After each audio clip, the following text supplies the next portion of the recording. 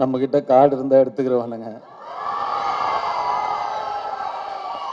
ரூபா இருந்தால் பிடிங்கிருவானுங்க.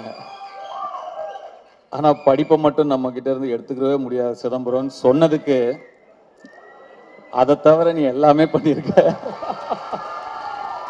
நான் வெற்றியை கேரவன் கூப்பிட்டு, வெற்றி இந்த பையன் வேணாம், வேற யாராவது பாருங்க, ரொம்ப என்ன உருண்டையாக இருக்கான் இவன், இவனை எப்படி நானே அப்போ இன்னும் சின்ன பையனா நம்ம இருந்ததுனால நம்மளே ஒரு 50+, 55+ ஏஜ் நம்ம அந்த படத்தில் நம்ம ப்ளே பண்ணுறோம். அப்போ பையன் இன்னும் சின்ன பையனாக இருக்கணும், அப்போ தான் கன்வின்சிங்காக இருக்கும். இவன் பெருசாக இருக்கான் வெற்றி, பாருங்க வேண்டான்ட்டேன். அப்புறம் வெற்றி சொன்னார், இல்லை தனுஷ் கொஞ்சம் டைம் கொடுங்க, அவனை இழைச்சி வர வைக்கிறேன், அதுக்கப்புறம் நீங்கள் பாருங்க அப்படின்னாரு. சரி சார் ஓகே, எனக்கு சுத்தமாக கன்வின்ஸ் ஆகலை. அதுக்கப்புறம் நான் என்ன பார்க்கவே இல்லை. ஸ்ட்ரெயிட்டாக டே 1 ஷூட் அப்போ தான் பார்த்தேன்.